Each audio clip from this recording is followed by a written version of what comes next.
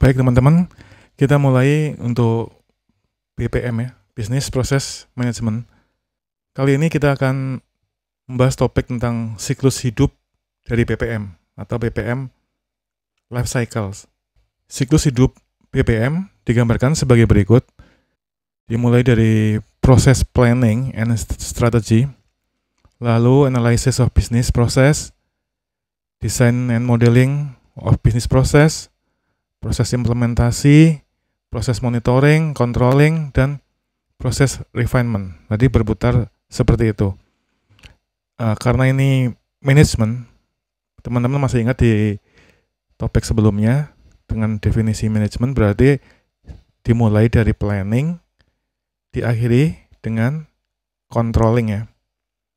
Jadi di bisnis proses juga sama, jadi prosesnya juga harus ada planningnya dulu dan strateginya, perencanaan dan strateginya. Prosesnya ini harus direncanakan dengan baik. Lalu berikutnya adalah analisa. Di sana ada evaluasi, ada analisa, lalu setelah dianalisa membuat desainnya, modelingnya, setelah itu dijalankan atau diimplementasikan.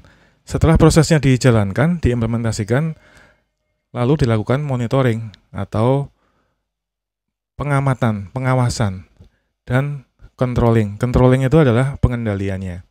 Ya, bila ada proses-proses yang dirasa masih bisa disempurnakan, diperbaiki, yang ini yang disebut dengan proses refinement.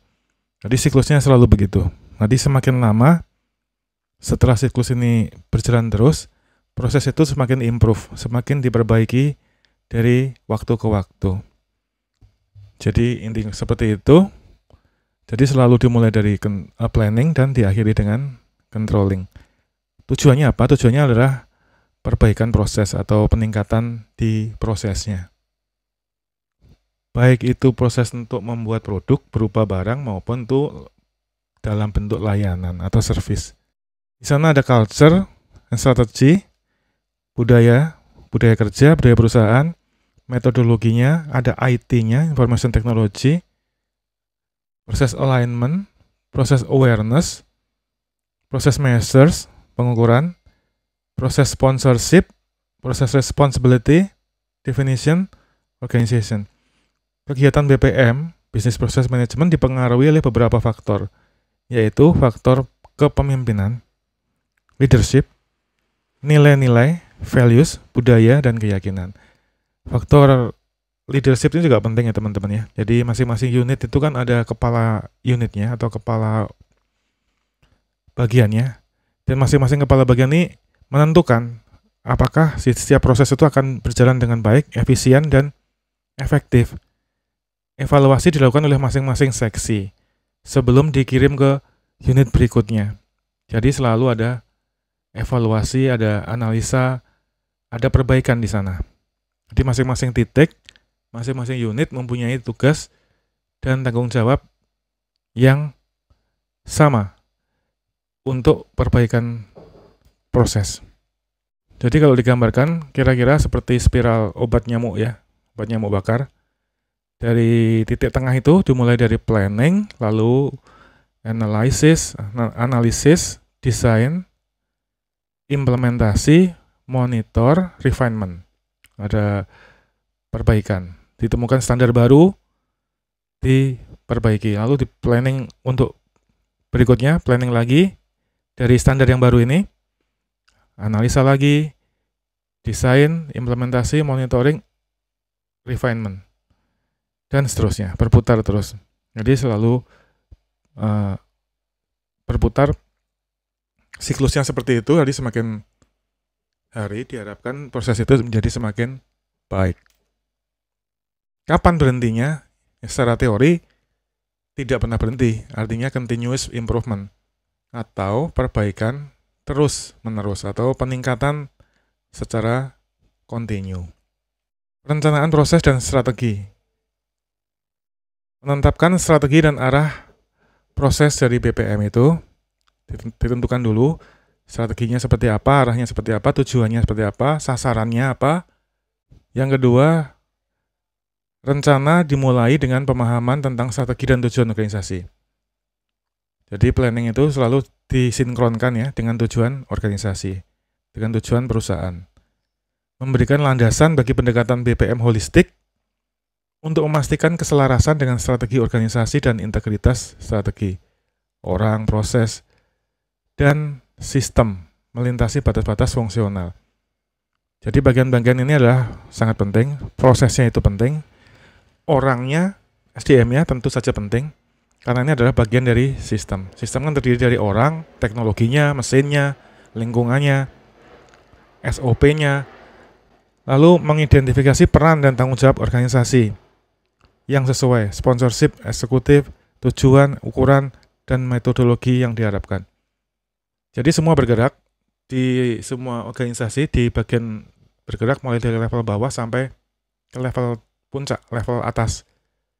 Kenapa perlu sponsorship dari eksekutif ya? Karena perlu restu ya dari atasan ya, dari top level ya, bahwa tujuan ini disetujui bersama. Jadi yang menentukan arah pertama kali itu dari top level. Perusahaan ini mau mengarah kemana, lalu didefinisikan, dipecah-pecah menjadi tujuan yang lebih kecil di masing-masing unit atau di masing-masing bagian, di-deploy. Jadi penting sekali ada arahan dari yang level paling tinggi. Termasuk kalau ada kebutuhan biaya. Kalau diketahui atasan kan lebih enak tuh. Bisa dieksekusi dengan lebih cepat. Analisis proses bisnis. Mengambil informasi dari rencana strategis, Renstra, strategic plan, model proses, pengukuran kinerja, perubahan lingkungan, faktor lain untuk memahami bisnis sepenuhnya. Proses dalam konteks organisasi secara keseluruhan. Jadi kalau secara keseluruhan tentu saja proses bisnis itu melibatkan semua sumber daya, baik itu manusia, mesin, metode, lingkungannya, dan tentu saja finansial, sumber daya finansial atau keuangan. Karena perlu biaya kan. Semua dimonitor, semuanya dilakukan dengan tanggung jawab dan masing-masing unit mempunyai sasarannya sendiri-sendiri. Setiap bagian mempunyai sasarannya sendiri-sendiri atau targetnya sendiri. Setiap proses juga begitu, jadi peningkatannya secara berkesinambungan. Nyambung tuh satu proses ke proses yang lainnya. Desain dan pemodelan proses bisnis. Dokumentasi urutan, termasuk rancangan apa yang dikerjakan, jam berapa, lokasi di mana, prosesnya apa, dicatat atau didokumentasikan. Pentingnya data ini adalah untuk memastikan supaya untuk proses berikutnya atau untuk kegiatan berikutnya atau untuk shift berikutnya, biasanya kan kalau kerja ada yang 2 shift, 3 shift, artinya yang dikerjakan oleh shift 1 dengan yang dikerjakan oleh shift 2 sama. Karena ada dokumentasinya, ada catatannya. Nah, ini yang biasanya dituangkan dalam bentuk instruksi kerja atau dalam bentuk SOP atau standar operasional. Baik itu dalam bentuk standar-standar proses, mungkin waktunya, perlu waktu berapa lama nih. Kalau misalnya dilakukan pengujian, ujiannya seperti apa, metodenya seperti apa, alatnya apa, dan seterusnya. Mendefinisikan apa yang organisasi inginkan dari proses dan jawabannya tentang apa, kapan, di mana, siapa, bagaimana. Jadi mendefinisikan apa yang organisasi inginkan itu adalah tujuannya. Tujuannya itu harus menjadi jawaban tentang ini tadi. Apa, di mana, ada itu ya. What, when, why, who, gitu ya. Dan how. Lalu memastikan bahwa kontrol dan metrik manajemen yang tepat diterapkan untuk kepatuhan dan pengukuran kinerja. Jadi sekali lagi tentu kontrol dari masing-masing ini pengendaliannya dilakukan dengan cermat ya di masing-masing titik unit kerja. Pemantauan atau monitoring ya, dan pengendalian atau controlling proses. Jadi ada istilah monitoring atau pemantauan dan controlling atau pengendalian. Pengukuran atau measurement dan pemantauan secara terus-menerus memberikan informasi yang diperlukan. Jadi selalu ada monitoring ya, ada pengukuran tuh artinya ada alat ukurnya, ada angka-angka yang di sana, ada ketentuan yang dicapai di sana.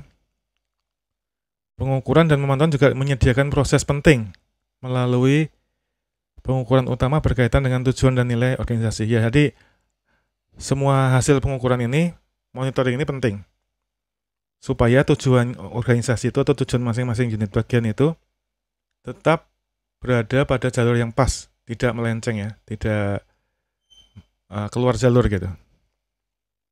Analisis informasi kinerja proses dapat menghasilkan perbaikan, desain ulang, atau pengaktifan rekayasa ulang.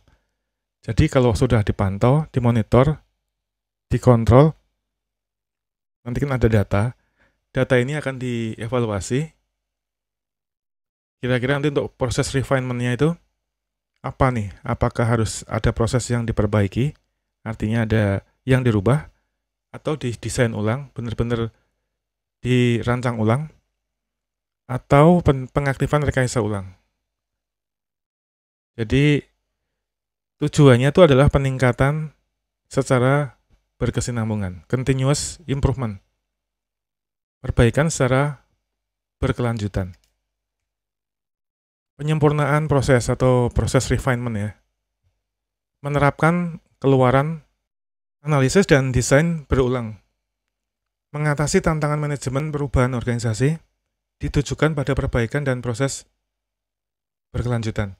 Jadi tujuannya untuk proses refinement ini atau penyempurnaan proses ini adalah hasilnya yang lebih baik dari hasil sebelumnya, atau prosesnya menjadi lebih baik dari proses sebelumnya. Jadi adanya kinerja yang ditingkatkan. Kalau ada perubahan, teknologinya berubah, mesinnya berubah, berarti kemungkinan agak metode cara kerja atau bahan bakunya mungkin bisa jadi berubah. Jadi proses itu bisa dievaluasi dari manusianya, artinya SDM-nya, operatornya, manusia, mesin, metode, lingkungan, dan sumber daya yang lain. Teknologinya, dan seterusnya. Contoh, ini adalah contoh berkelanjutan versus ad hoc. Karakteristiknya kalau continuous itu berkelanjutan ya, itu predictable atau gampang dipredik ya, gampang diprediksi. Repeatable berarti berulang. Uninterrupted itu tidak terputus ya. Lalu kalau ad hoc itu unpredictable, lebih susah untuk dipredik. Lalu variabel spontaneous, spontan ya. Contohnya, kalau continuous contohkan payroll, pembayaran ya. Kalau ad hoc itu contohnya adalah expense report. Nah, itu selalu dikatakan sebagai unpredictable. Sederhana versus kompleks. Jumlah langkah, jumlah peserta, jumlah orang, jumlah pengecualian. Contoh yang simple, minimal steps, langkahnya nggak banyak ya. Few participants, minimal rules atau no rules, single system. Kalau yang kompleks itu multiple steps, many participant, complex rule, multiple system. Contoh, kalau yang simple tuh vacation request. Kalau yang kompleks dicontohkan sebagai deduction management. Nah, ini ada contohnya, di-approve jika memenuhi syarat ini ya, lalu ditolak atau denied jika ini. Contoh lain, proses manajemen digunakan untuk mengukur, memantau, mengendalikan aktivitas bisnis, memastikan bahwa proses utama dan pendukung memenuhi tujuan operasional, keuangan, peraturan, dan hukum. Nah, peraturan dan hukum ini menjadi kata yang penting seringkali. Kalau peraturan itu lebih ke SOP atau peraturan internal gitu. Tetapi kalau hukum bisa jadi itu adalah aturan eksternal atau dari pemerintah atau dari komunitas tertentu gitu ya. Kalau peraturan biasanya bersifat internal atau bisa eksternal, misalnya customer requirement seperti itu. Lalu proses primer atau intinya proses lintas fungsi ujung ke ujung yang secara langsung memberikan nilai, mewakili aktivitas penting yang dilakukan organisasi untuk memenuhi misi.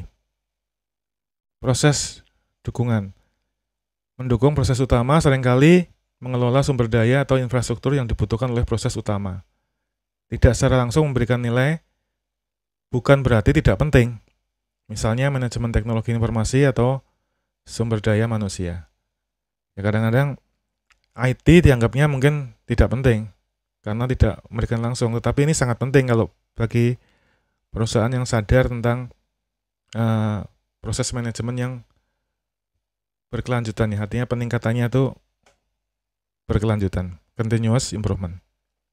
Contoh permintaan ke Departemen IT, input ada itu ya, data inputnya, lalu outputnya, lalu orangnya siapa yang mengerjakan itu, requesternya, pemintanya siapa, kan ada permintaan ke Departemen IT yang meminta siapa, lalu ditujukan ke siapa, yang bertanggung jawab siapa, dan seterusnya. Prosesnya adalah dari start, assign to IT group, ini berapa nih biayanya atau budgetnya, kalau kurang dari $100 kemana, kalau lebih dari $100 direview oleh manajer, lalu hasilnya seperti apa, di-approve atau di-deny.